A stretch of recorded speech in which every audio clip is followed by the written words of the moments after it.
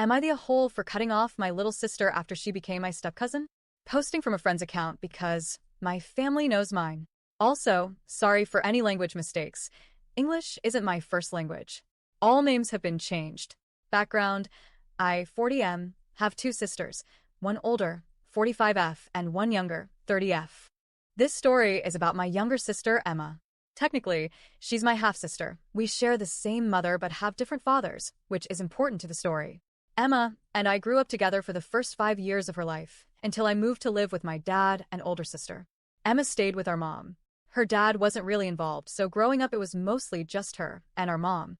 Over time, our mom kept moving farther away, so we only saw them every 5 years or so. As adults, we kept in touch more frequently by phone, but we didn't see each other in person very often. Fast forward to 3 years ago. I have a cousin on my dad's side, Dan, 35M. We grew up extremely close, more like brothers than cousins. He's my aunt's son from my dad's side, meaning he and Emma are not related by blood in any way. Again, this is important. Emma came up to Ottawa to visit me, my wife, and our two kids.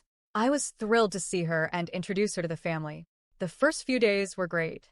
My kids adored her, and we had a wonderful time catching up. That weekend, we had a big family gathering at my dad's side cottage in the valley, something we do every year. Since Emma was visiting, my dad's side was more than happy to include her. Everything went well on the first day and night. On the second day, Dan showed up. He couldn't get the whole weekend off but came when he could. I was excited to introduce Emma and Dan, since they both feel like siblings to me. At first, everything was fine. Then I noticed the two of them flirting. I found it really uncomfortable. Even though there's no blood relation, it felt wrong to me.